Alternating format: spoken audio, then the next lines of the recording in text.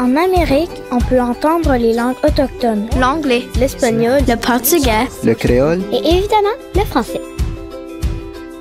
Tout comme son continent, la francophonie des Amériques est belle, vaste et diversifiée.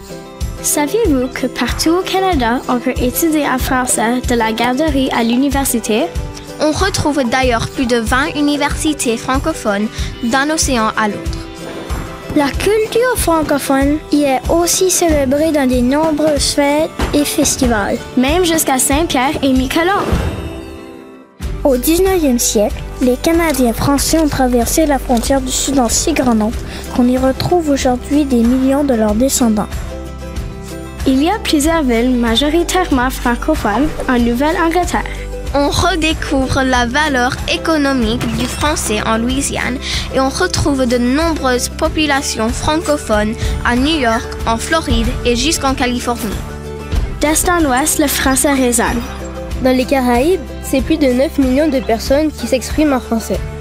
Les festivités culturelles sont nombreuses, soulignant à la fois leur héritage français et créole. Plus au sud, en Amérique latine, savez-vous que le français est la 12e langue étrangère la plus étudiée?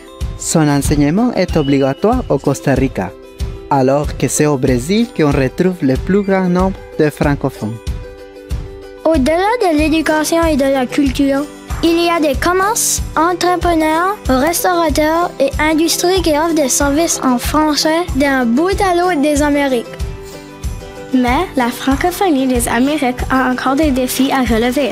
Partout, la demande pour apprendre le français dépasse l'offre. On manque d'écoles francophones, d'écoles d'immersion et aussi de professeurs. Ensemble, communiquons, vivons, travaillons pour faire rayonner cette francophonie des Amériques. Nous sommes Québécois, Acadiens, Franco-Tico, Guadeloupéens, Franco-Ontariens, Miqueloniens, Haïtiens. Nous sommes la francophonie.